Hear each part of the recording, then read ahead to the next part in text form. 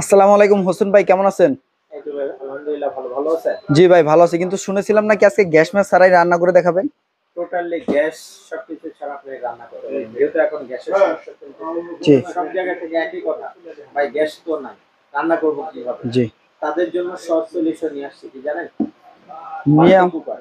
Multi function multi cooker. Functional cooker মানে আপনি কি রান্না করতে চান, সবকিছু রান্না করতে পারবেন। বিরিয়ানি, তেহারি, নেহারি সবকিছু হবে তো? আপনি যত কিছু আছে হালাল ফুড বা যাই আপনি যা যেটা জি। করতে চান সবকিছু করতে পারবেন। তো এবং হ্যাঁ খুব অল্প টাকায় খরচে, মানে খুব সামান্য টাকায় প্রত্যেকদিন যদি রান্না করেন, প্রত্যেকদিন মানে প্রত্যেকদিন না, আমি জাস্ট ঘন্টার বা কিছু মিনিটের ভাত রান্না করলে অনলি 1.5 থেকে 2 টাকা খরচ হবে। ভাই, আমার একটা ছোট্ট কোশ্চেন আছে, যদি আপনি একটু শুনেন তাহলে আমার মনে হচ্ছে যে ভিউয়ারদেরকে উপকার হবে।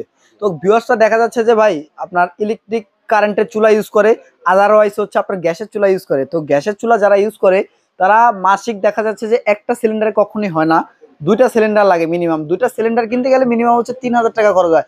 তার থেকে কম খরচে আমার রান্না হবে তো? অবশ্যই। কেন হবে এবার বলি। আপনি সিলিন্ডার হিস্টোরি বাদ দেন, কিন্তু হোক